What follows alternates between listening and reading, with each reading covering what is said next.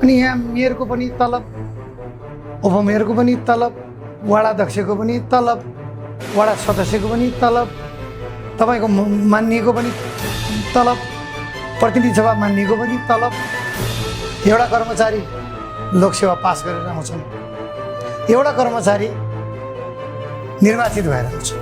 देश भङ्गालोमा जान लागिसक्यो, हामी तलबको पछाडि छौँ। नमस्कार, म चाहिँ नि धनगढी उपमहानगरपालिकाको नगर प्रमुख गोपाल हमाल।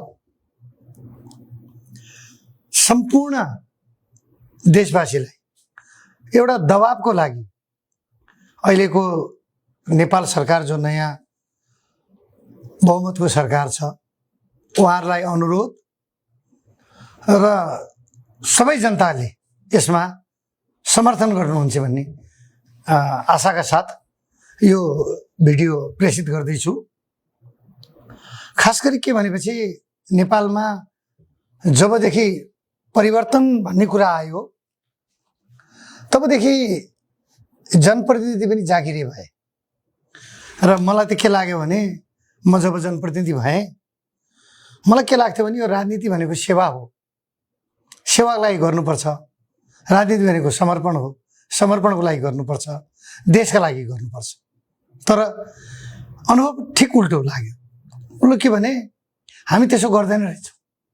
यो देशलाई दिनै जानेको रहेछौँ हामीले देशबाट जहिले पनि दोहन गर्ने, देशले के दियो भन्ने मात्रै गर्दा रहेछौँ। त्यस कारणले गर्दाखेरि म त भन्छु नेपालमा दुई टाइपका कर्मचारी छन्।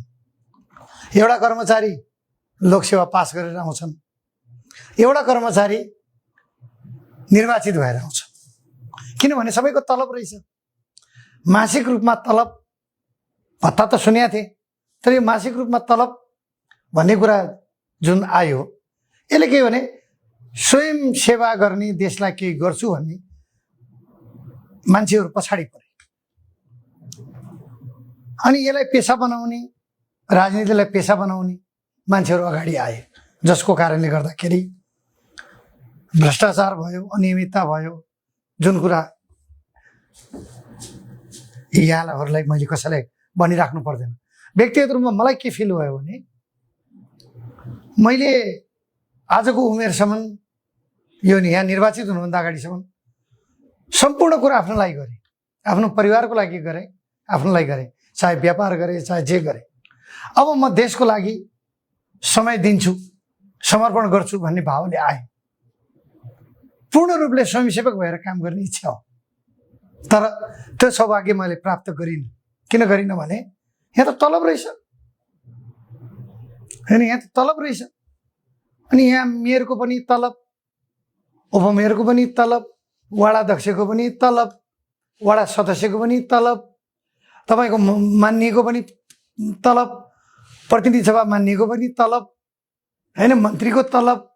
त्यस कारणले जब हामीलाई थाहा छ कि देशमा त्यस्तो कमाइ गर्ने कुनै बाटो छैन, त्यस्तो देशको आम्दानी हुने कुनै स्रोत छैन, रेमिटान्सले चलेको देश छ, यस्तोमा चाहिँ नि हामीले यो स्वयंसेवक गर्ने मान्छेलाई पनि तलबै बनाएर जुन बसाइरहेछौँ, यसले हाम्रो अर्थव्यवस्था मेरो विचारमा राम्रो हुँदैन।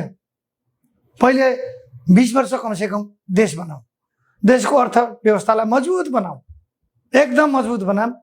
अनि जे खाने हो खान्न। यो अहिले यस्तो चाहिँ नि, एक त यो अहिले रेमिटान्स पनि हो घट्ने होला, देश भङ्गालोमा जान लागिसक्यो, हामी तलबको पछाडि छौँ।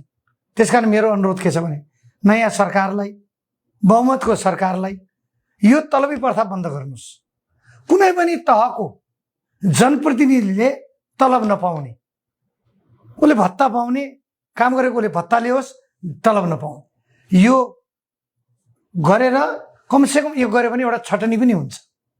स्वयंसेवा गर्ने उद्देश्यले राजनीतिमा आउने मान्छे एकतिर जुन अहिले किनारा लागिरहेछन्, तिनीहरू मेन उसमा आउँछन्।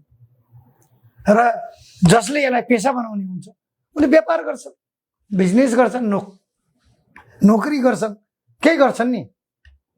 यो त के भयो भने उता गए पनि ठिक, लोकसेवा दिए पनि ठिक, व्यापार गरे पनि ठिक, राजनीति गरे पनि ठिक। युज यसरी चल्दैन।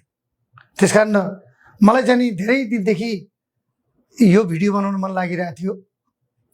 यहाँहरूलाई थाहा छ म एउटा स्वतन्त्र उम्मेदवार हो र स्वतन्त्र उम्मेदवारको रूपमा धनगढी नगरवासीले मलाई यस उपमहानगरपालिकाको मेयरमा जिताएका हुन् र म त्यसमा कायम छु र आजसम्म मेयर मात्रै छु, मेयर मात्र छु। मेयरभन्दा कार्यकाल 1 वर्ष बाँकी छ अझै।